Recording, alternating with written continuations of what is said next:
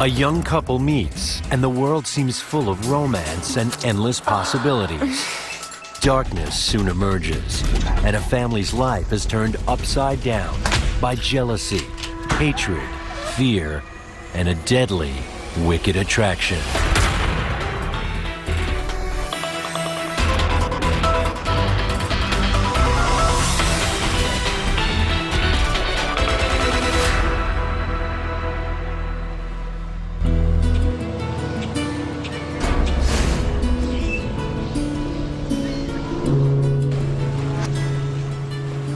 Nestled on the border of Maine and New Hampshire is the historic Portsmouth Naval Shipyard, where vessels have been built for over 2 centuries. The city, like the yard, has undergone considerable change over the years, through the good times and the bad.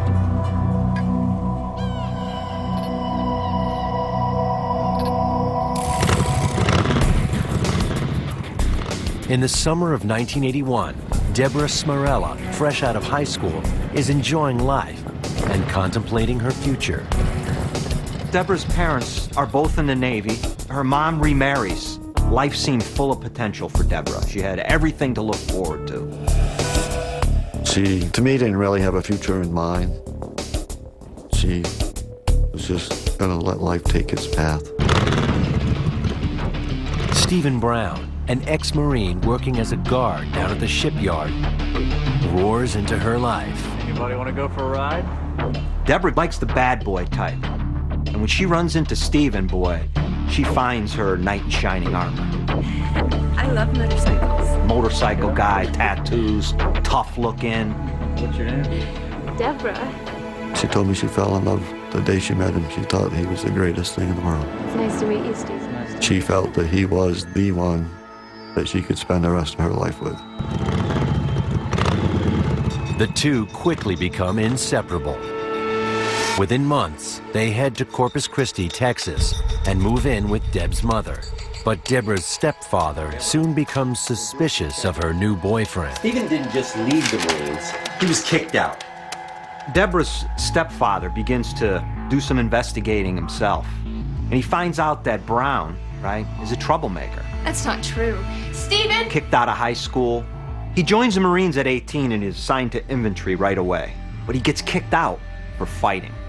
A psychological evaluation finds that under stress, he can show aggressive and bizarre behavior. He walks around with a swagger and a sense of bravado. Anything that really triggers feelings of insecurity in terms of his masculinity. What's wrong? He becomes aggressive, he becomes angry, and physically, he acts out to destroy the threat. What's the matter? Can we get out of here? Of course we can. Deborah refuses to believe her boyfriend has a dark side. She didn't want to hear it. Character and behavior disorders. It's a typical kid. He's unstable, Deborah. Don't want to listen to your parents. Deborah and Stephen quickly wear out their welcome and hit the road.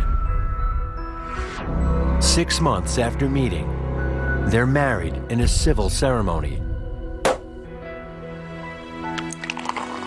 Here you are, darling. Thank you.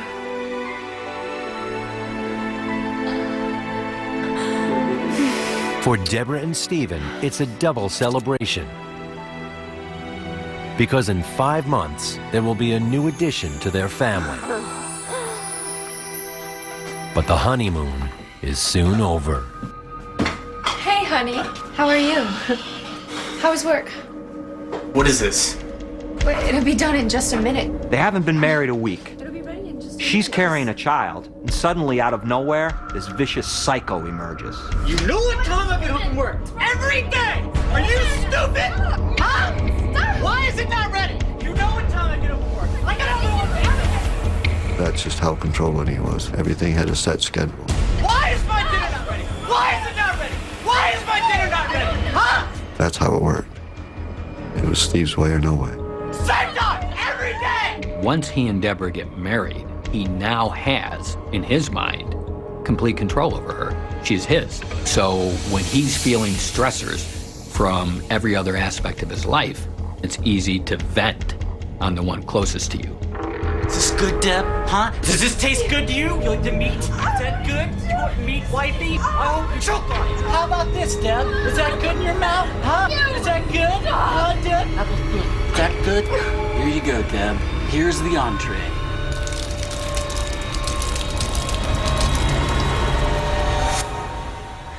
He says things like, I'm sorry, it'll never happen again. I was angry, it was the alcohol, I had a bad day. There's all sorts of excuses and apologies. Deborah, still blinded by love, believes her husband's promise that he won't behave this way again. But after the birth of their son, Stephen Jr., the beatings get worse. The young family bounces around Florida, Virginia, and Maine before finally settling in Newfield, New York, where Stephen manages to keep his temper under control. Life was very good for them in Newfield. He went to work for his dad. His dad paid him very well. With a stable job and his parents close by, Stephen seems like a changed man. Deborah gets pregnant again. Stephen Jr. now has a sister, Whitney. Things seem to be going well. Brown even says, I'm going to get help for my anger issues. But does he? Absolutely not. Stephen's dark side reemerges. Deborah once more becomes a battered wife. For 16 painful years, she endures his brutality, and the children adjust to living in fear. He would go off the deep end. He would get very upset and he would scream. He would hit her for whatever reason. You make me do this. If I didn't clean the dishes up to his standards, he would get very upset. He could break dishes. I have been smacked across the face with a frying pan. If I didn't clean my room, he would break stuff and he would whip me with a belt. What is your problem? The house is filthy. My dinner's not ready. Brown's attacks on Stephen Jr. are even more savage. It was a lot harder on Stephen than he was on me. He would hit him in the face, and he would kick him, and he would throw him around. And it was very, very scary to see him like that. What is the kid left to do, right? Again, this is control. Brown is controlling every movement, every single thing that each family member does, they do in fear. You never knew what you were going to come home to. He could be sitting there waiting with that look, just calm as can be, with eyes blacker than night, knowing that you did something wrong and you were going to pay for it. Stephen's parents announce they are retiring to Florida. It's a double blow, as he also loses the well-paid job his father gave him. Anytime there are increases in stressors with Stephen Brown, Deborah Brown is likely to be the individual that suffers the consequences for it. The beatings become more frequent and even more severe. Stephen, please, stop. Your fault. No, I don't. You make me do this. I don't care. Good. Finally, Deborah decides she's not going to suffer anymore and finds the courage to leave. She came up to me and said, "This isn't the life we're supposed to be living. We need to get out of here. It's not safe for us anymore." She takes the children to a domestic violence center and hires a lawyer to seek a protective order against her husband. Almost immediately, I think I realized it was one of the most extreme cases I'd ever handled. She had obviously been the victim of extreme domestic violence and abuse over many years. Brown finds out where she's staying and, with help from his parents, persuades her to return home. Is this really going to be different, Stephen? Of course it's gonna be different. He promises Deborah that he will become a loving husband once more. It's never gonna be like that again. All right? I love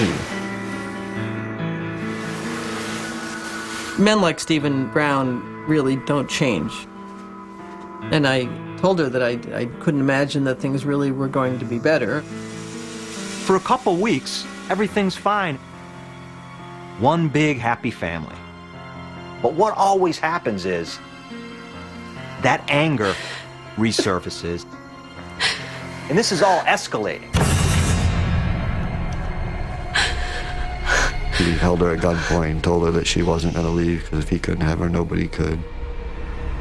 You know I love you.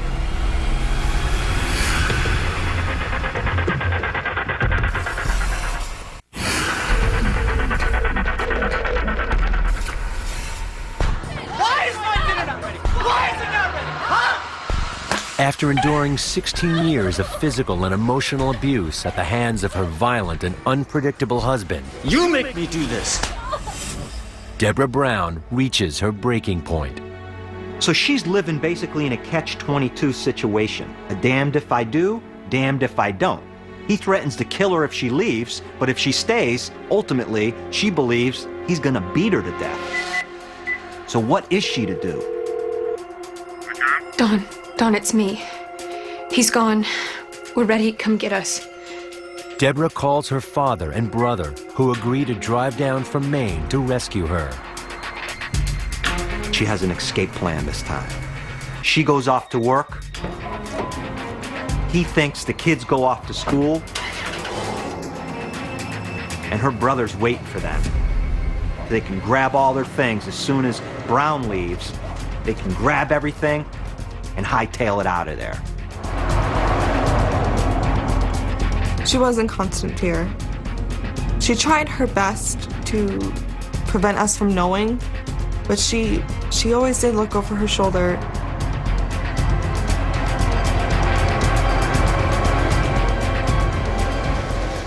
Deborah's brother, Don, invites her to stay temporarily at his home in Lebanon, Maine.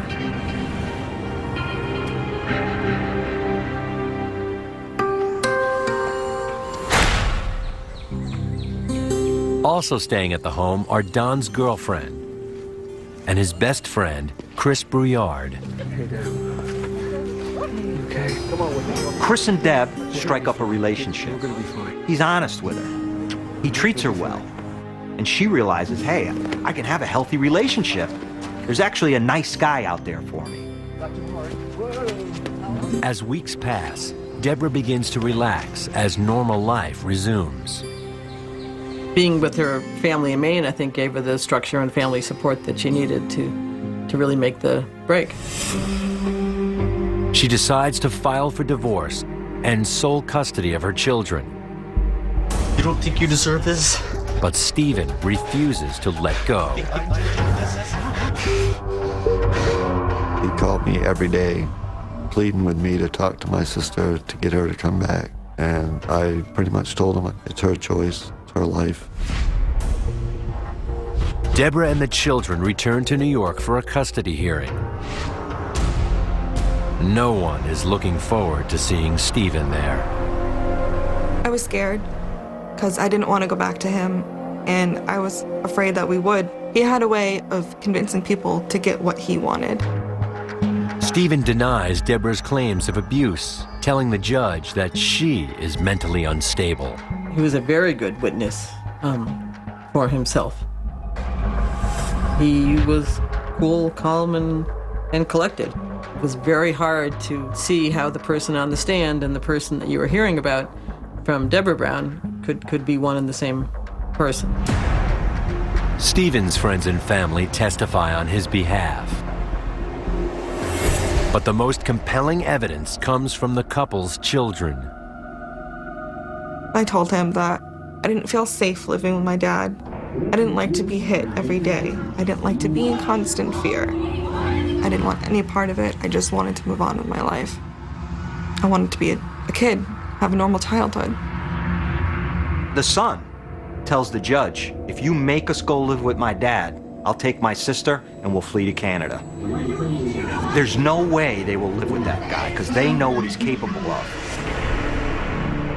Furious at being publicly humiliated, Stephen returns home and seeks comfort in heavy drinking and the arms of a longtime friend who's retained a crush on him. We'll be okay. At first, Patty Teeter is just a shoulder to cry on. We'll be okay. A good friend. We'll be fine. But Patty wants friend with benefits. Her goal is to get him in bed. She wants him sexually. Promise it'll be okay. But that's really his bait. He's holding it back. After the break, quick check of weather and traffic. Hey. Patricia Teeter is a single mother who ironically also escaped a violent relationship. She works at a local radio station. She would talk about Steve, how wonderful he was, and how she would go to his house. I'm here for you. And he would talk about how he missed his children. She would fantasize about living there and being part of his life. Stephen Brown homes in on her vulnerability. Teeter has victim written on her forehead, and Brown sees this from afar because she's been married to a man who's what? Been physically and emotionally abusing her for what? A decade. And Brown picks up on this right away, and he knows what? He can control her. Stop. She is the perfect individual for Stephen Brown at this particular time because she makes him feel very good about himself. She dotes on him. Even though they're not having a romantic relationship, she's acting as if they are. Deborah learns that the court has granted her full custody of the children and child support. Stephen is ordered to stay away from his wife and kids. We were all very happy. It was just a celebration that that part of our life was finally behind us and we were moving forward. But Stephen Brown has no intention of staying away and wants revenge. And it's a blow to his ego that he really cannot defend against in any other way than with pure rage. With his naive companion by his side, Brown decides to drive to Maine and aims to talk Deborah into returning home. But if that doesn't work, he has a far more disturbing alternative plan. Stephen Brown is coming for his wife and kids and has made his mind up that nothing will stand in his way to get what he wants and unleash his revenge.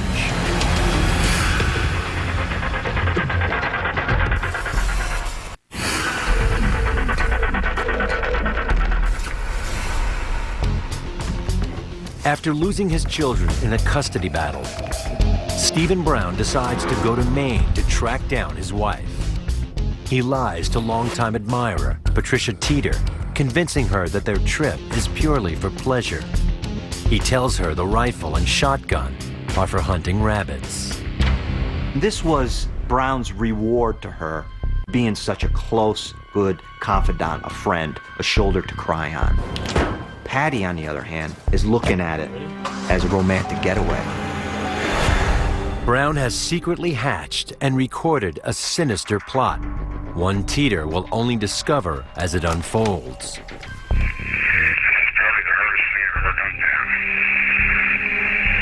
I just couldn't tell you the whole truth about what I was getting ready to do because I knew you wouldn't be a part of it.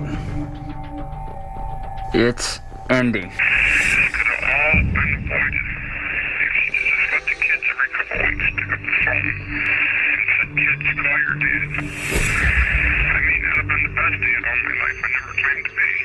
What is really clear in the suicide tape is that Stephen Brown has now reached the point where he is feeling completely victimized. And he is blaming Deborah for how things have ended up as they have. Once on the road, Brown reveals to Teeter the real motive for their trip, to talk to his ex-wife.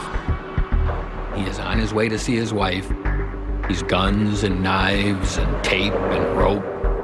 Most of us would look at that and say, something's not right. What it shows is that she's willing to do what is necessary to ultimately end up where she wants to be, and that's with Stephen Brown. Brown's plan is to get everyone else out of the house. So Deb's alone, and he can sneak around and get in there and talk to her. That afternoon, they track down Deborah's brother's house. All right, guys, let's go inside. Get warm. Brown and Teeter conduct covert surveillance. Do you see them? So what is Brown doing at this point? He's stalking Deb. He's stalking the house. Where are you? Part of the thrill for the sociopath is in executing the plan. So he's getting a thrill, a charge out of executing this plan. That night, Stephen Jr. is staying with an uncle. Deborah, Whitney, and the others watch a movie together before heading to bed.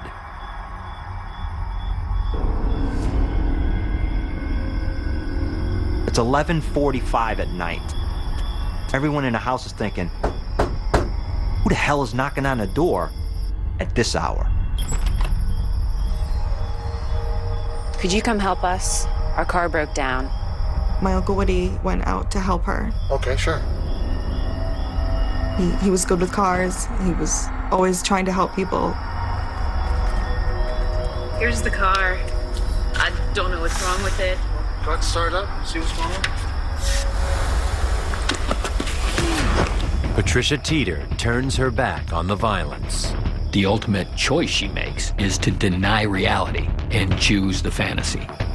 He's knocking him out, he will be all right, and Stephen, Brown, and I will live happily ever after. For Brown, anger takes over because really, if he wanted to, all he had to do was drag Woody into the woods, tie him to a tree, go in the house, talk to Deborah. But what does he do?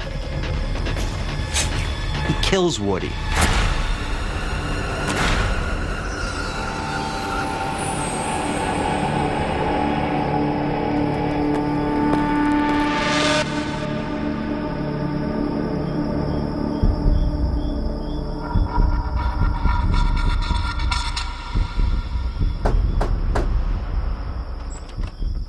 Don says he needs Chris's help with the car.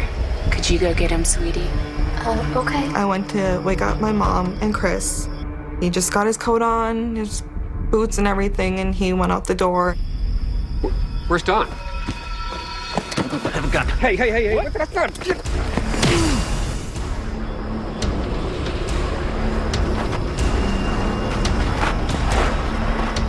There's no mistaking the fact that there's a difference in the stab wounds to Donnie Wood and Chris Brouillard. Chris Brouillard is seeing his ex-wife. There's a romantic relationship there. Those stab wounds are clearly indicative of anger at Chris Brouillard.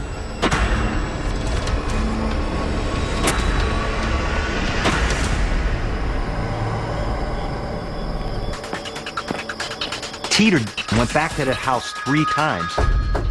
Shows how desperate she was for love. All right, what's going on? And my mom, she knew something wasn't right. She said, I'm gonna go.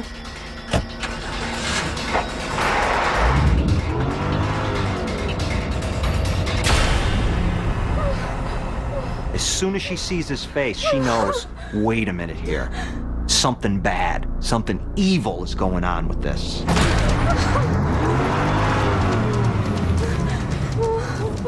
Deborah tries to escape, but decides she can't abandon her family and new boyfriend, so bravely heads back into harm's way. Deborah's out of options. She realizes that her daughter's back at the house, the people she loves are back at the house, and she has to go back there right now. The night of terror is only just beginning.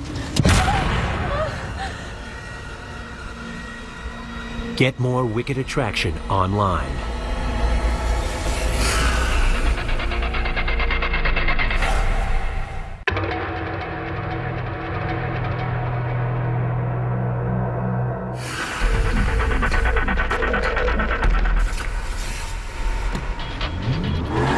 Despite being afraid for her life, Deborah Brown is compelled to drive back into harm's way to rescue her daughter Whitney from her crazed husband and his love-struck accomplice, Patricia Teeter. Deborah also fears for her boyfriend, Chris Brouillard, and brother Don Wood, who were lured outside.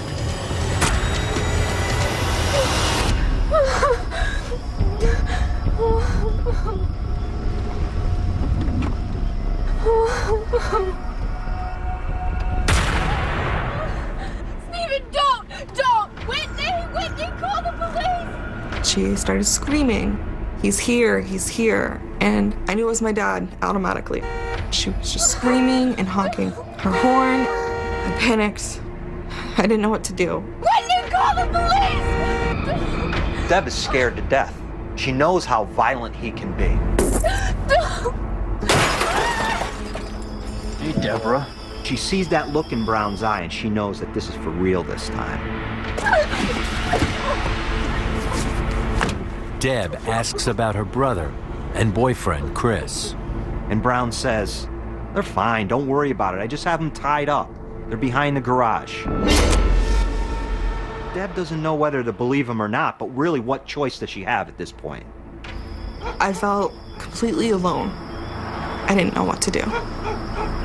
That's when it clicked to me that this was real, this was happening. We need to do something. Donald Wood's girlfriend makes an urgent call for help. Please, yes, ma'am. Okay, hold on, take a deep breath. Get down, please. Get the cops here on 61 Lower Middle Road immediately. Stephen Brown is here. All right, take a deep breath. We have people on the way, okay? My boyfriend, he's been gone almost an hour. He went to help this woman. This woman's been in and out of my house. Police arrive with search dogs. We did a search of the area and we found the two subjects who had left the residence to help the motorist. We found them about 30 feet back into the woods. They were deceased. They're formally identified as the bodies of Don Wood and Chris Brouillard. In a parking lot nearby, police find Deborah's car abandoned. It had a window that had been smashed out of it. There was glass all inside of it, and nobody was around. So at that point, we knew there was another vehicle involved, and we assumed that Deb, as well as Stephen Brown, had transferred into that other vehicle and had left the area. The killers, with their hostage, are now in Teeter's Oldsmobile, heading towards New York. Every time they approach a toll booth, Brown tells her, get down, cover yourself with a blanket, all right? And if the cops do happen to stop us somewhere along the way, there's gonna be a bloodbath. Brown and Teeter drive non-stop for the next 5 hours. As daybreak approaches, they arrive at a motel in East Greenbush, outside of Albany. Brown sends Teeter to the reception desk. He tells Teeter, rent 2 adjoining rooms. One for you, one for me and Deborah. So they're holed up in this hotel room all day long, Brown and Deborah. And he assaults her 3 different times sexually. And he even threatens to shoot her. Not so she'll die, but so she'll never walk again. Again, he's exhibiting that control. I have control over you. I have the power. I am your God. You're dead! Patricia Teeter at this point is past the point of no return. She is bought into this fantasy she is wanting to live out. She's bought into it, and she has to continue. I'm not sure how this is going to resolve itself at the motel, but it will, and we will end up going home, and things will be as I want them to be. That day, autopsies are performed on Don Wood and Chris Brouillard. The medical examiner determines that Wood was killed as the result of blunt force trauma to the head. He also had 2 significant stab wounds, but what part they actually played in taking his life, we will never know, because the blunt force trauma to his head would have been enough to kill him. Chris Brouillard has extensive fractures to his skull. He's also been stabbed 3 times, once in the neck and twice in the chest. Chris's injuries were so extensive, so violent, that the ME could not determine which of them was fatal. Those types of injuries, they really show that for Brown, this is the price you pay when you play in my world. New York and Maine State Police are searching for Newfield, New York residents Stephen Brown and Patricia Teeter. They're wanted for questioning in a double homicide in Lebanon, Maine. 17 hours after leaving the murder scene, Patricia Teeter learns from a friend that the police are onto them. And the friend says, have you seen the news? There are 2 people dead, and the police are looking for your boyfriend. Where are you? What the hell's going on? The friend contacts police, revealing Patricia let slip where the killers are hiding out. She was in a hotel and could actually see the city of Albany. It was our general consensus that Deb Brown was still alive. We still had time. Police immediately put out an alert to find Teeter's black Oldsmobile.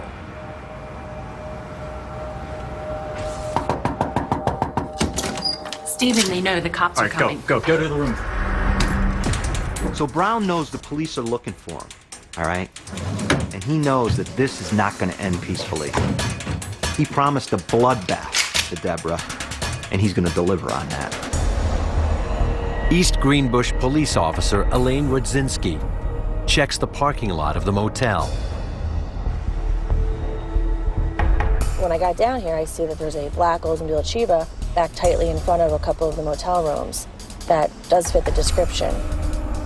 Rudzinski notices temporary Pennsylvania tags. We obtained the Pennsylvania tag, and upon running it, it came back that it wasn't on file. So that kind of was a little bit more evidence that something wasn't right with the vehicle. She then asks the clerk to check the registration for the rooms along that wall. We noticed that Patricia Teeter had in fact registered 2 rooms in her name. At that point, everything starts rolling fast. The emergency response team was deployed. I'll take the first door, you take second. 2 SWAT teams are prepping, 1 for each room. Let's do it. Go.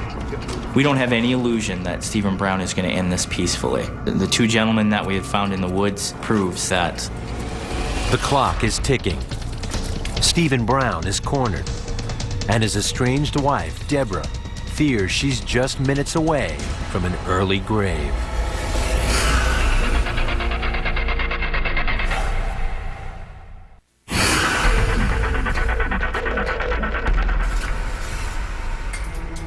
SWAT teams prepare to storm a motel outside Albany, New York, where murder suspects Stephen Brown and Patricia Teeter are holding Brown's estranged wife, Deborah, hostage. There was debate whether to go in immediately or to wait until daytime, but being the fact that there was a victim in there / hostage, it was decided that we needed to go in as soon as possible.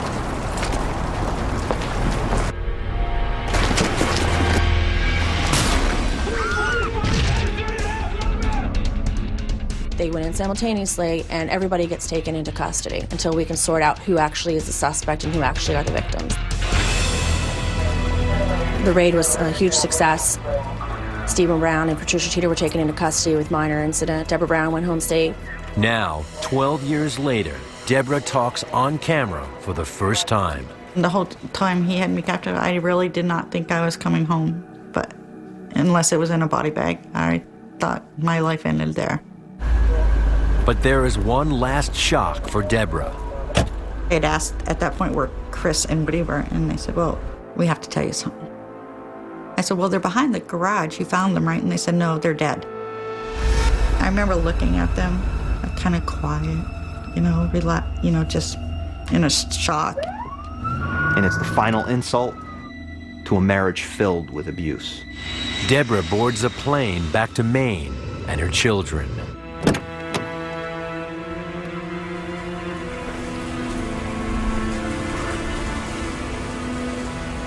There was something different about her. Mommy? I can't really describe it. It wasn't that happy moment that I had been anticipating, where I just wanted to run up and hug her and everything would be fine, because it wasn't fine.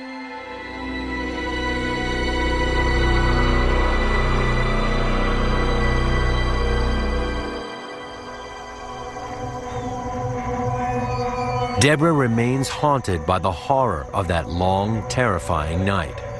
And I just think that I'm just very lucky to be here, because most women wouldn't have survived, I don't think. Thinking back to their first encounter, she wonders how things went so terribly wrong. When I first met him, he was charming, caring, loving, supportive. everything that you really wanted in a guy, just fun to be around. In the end, he was your worst nightmare. He was a monster from hell. The devil just possessed him. I'll never forget the terror that he put me through. You make me do this! He had always told me that he would wipe out my entire family. And I never believed him till that night that I saw him in the woods. Then I knew he meant what he said. I was actually petrified. I was shaking. I could feel myself shaking in the driver's seat. Your life flashes before your eyes. I thought I was dead, and I didn't know what was going to happen with my children. That hotel room, I didn't ever think I was coming out. He told me that I would have been in a wheelchair for the rest of my life because he was going to make sure I had enough bullets in me that I would never walk again. I felt very helpless. Nobody's going to come rescue me. There's no help on their way.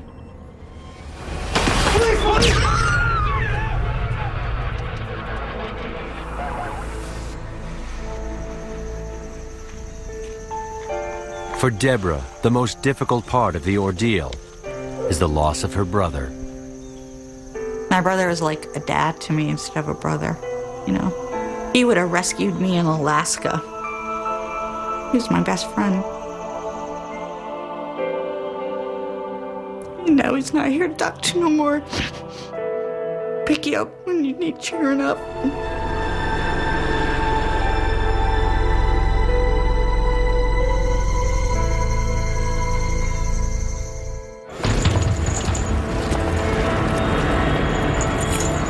Stephen Brown and Patricia Teeter give statements to police admitting their involvement in the crime.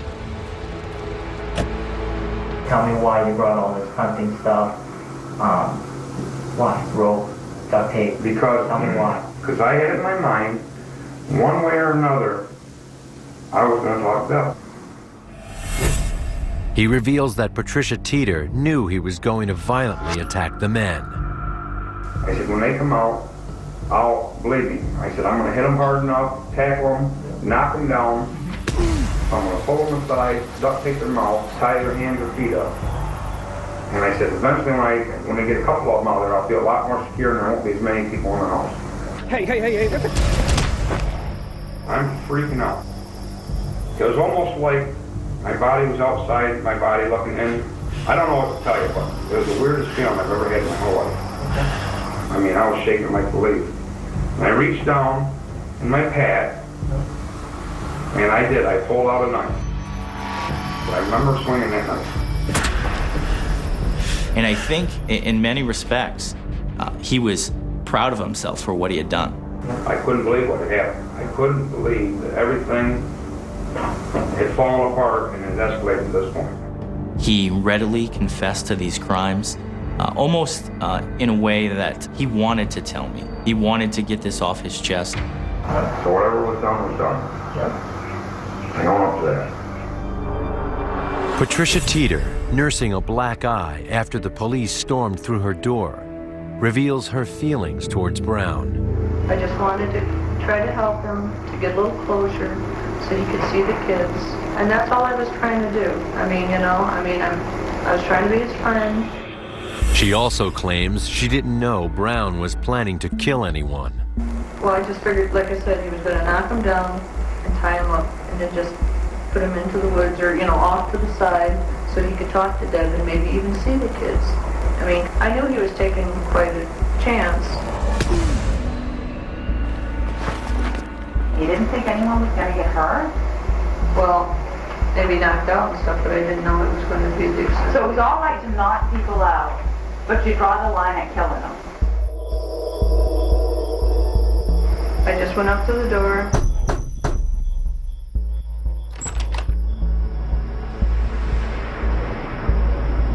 And then Steve came out and hit him on the head.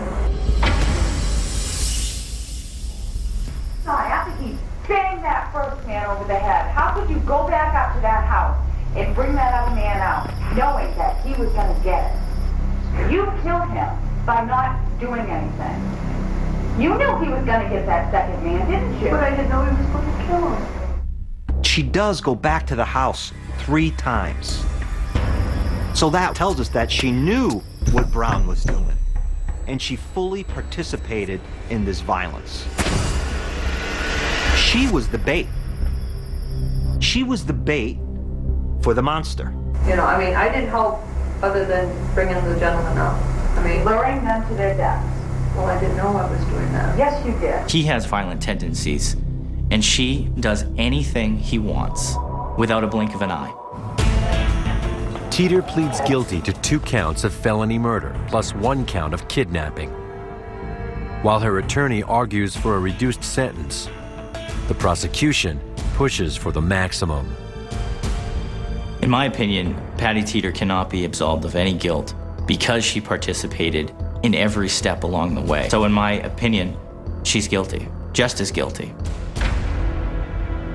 Patricia Teeter is sentenced to 20 years on the state charges, with another 29 years added for the federal charges. She'll be eligible for release in 2023. While in jail awaiting trial, Stephen Brown tries to hang himself and later slits his own throat, but survives. Stephen, do you have anything to say about this at all?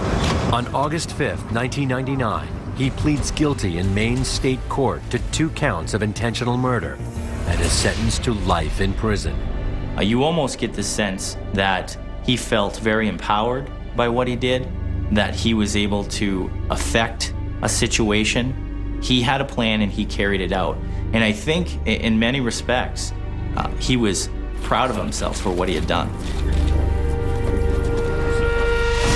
4 months later, he's convicted in federal court of kidnapping, interstate domestic violence, and other charges, and is sentenced to 5 concurrent life sentences.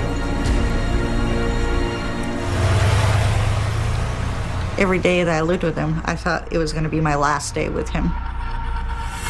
There was never a safe day there. Never.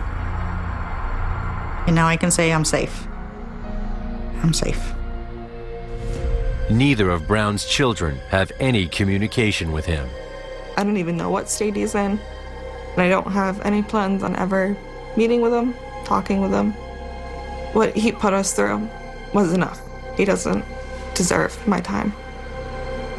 Today, Deborah Brown works with federal agents and speaks to women's groups about domestic violence. My advice to women is get out and never look back.